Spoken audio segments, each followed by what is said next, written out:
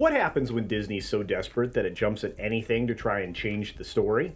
What happens when it places an unwanted Marvel spin off show outside of the normal framework for the MCU?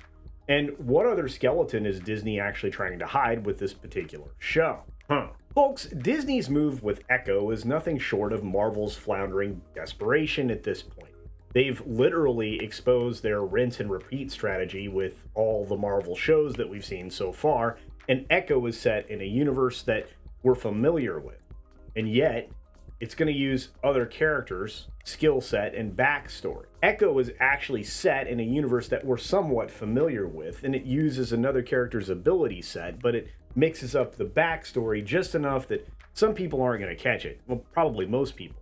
It's kind of like ordering your favorite dish at a local restaurant, and instead of receiving the usual fare, you're served an undercooked meat replacement that looks wrong and tastes terrible, and the texture's like shoe leather. The mainstream is calling this Disney's inspired creative gamble, which has to leave us wondering, what happens when Echo, the series, is met with the same feedback as all the recent Disney efforts? What's so groundbreaking about a street-level hero with someone else's power set? And what's the big deal about checking all the boxes and facing a better character's villain? Because that seems to be, well, what you do all the time. Hey Grant, what do you think about that new Echo trailer? Let's explore this brave new direction, shall we? First and foremost, Echo gets a rehashed set of powers that are not her own, with a mix of identity, political messaging, under a potentially disposable new brand called Marvel Spotlight. We'll get to that later, trust me. It's like Disney's actually trying to say this story can hold its own weight. No need for the usual hand-holding from the MCU. At least that's how the mainstream is trying to portray it, which of course is nowhere close to the truth. Like I said, we're going to get into all that just a couple moments from now, but this departure from the norm is a big deal in as far as they don't think it's going to work. It's totally different, to be sure, by trying to blend Netflix's established world by sticking with their failed storytelling territory and all the tropes that we've become annoyed by. Reportedly, they're also leaving out the cameos from the more successful Phase 1, 2, and 3 films and all those great heroes. They're going to leave out some hints or big spoilers for future projects, and instead, Echo gets to tell her story in its entirety all at once, which we will also get to, but let's first talk Marvel's Spotlight. The Marvel Spotlight comes from an anthology comic book series from Better Times by Better Men, consisting of 44 books across 2 volumes. It was literally a compilation album of your favorite artists and writers. It's got a bit of everything, but it stood all alone. Echo now inherits this name, reportedly signaling that it's a playground for creators to introduce new characters without the weight of any continuity. Of course, what it actually means is reinventing better characters to slap a coat of neo-Marxism on them. Okay, that last part was speculation on my point, but the first choice in this new brand is Echo. I'll also be the first to admit that it could be both exciting and daring, or it could be the trailer gave us all the good bits all at once and yet another bait and switch. Look, we might meet new characters we've never seen before, and their stories won't be confined to a grand narrative, which may be good. It's a move that gives the failed modern audience creators more freedom, which I guess they need. It can be incredibly risky or completely disastrous. You probably know where that's headed. Hence the reason Disney wants to create a new brand to release this junk underneath. They should have just called it MCU and been done with it. What's worse is that this separate brand thing and this no interconnection between stories thing is its own separate lie. So we'll get into that. But let's start here first. This show still connects to the MCU in many ways. You see, Echo is about Maya Lopez, the deaf assassin that we met.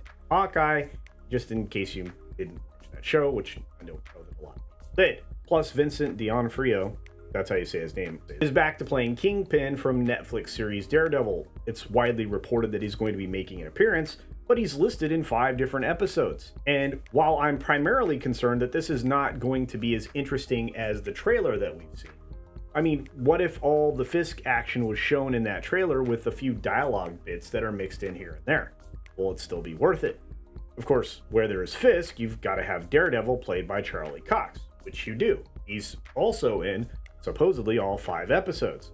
So, will that romance pick up, come back? Probably not. I'll say one thing positive right here. It's probably a masterstroke by Disney to try and, wall off some of their more destructive content. I mean, they're also using another superpowered girl boss that was only featured in just a few books since her creation in 1999 by Mack and Quesada, right? And of course, we're not done yet. It's supposedly about the characters, right? This new thing. Look, I'm not often accused of saying a lot of positive things, but perhaps the gamble with Echo isn't so outrageous, especially for Disney. I don't think it's very wise, but there's a reason that they changed the entire release system and availability of this show.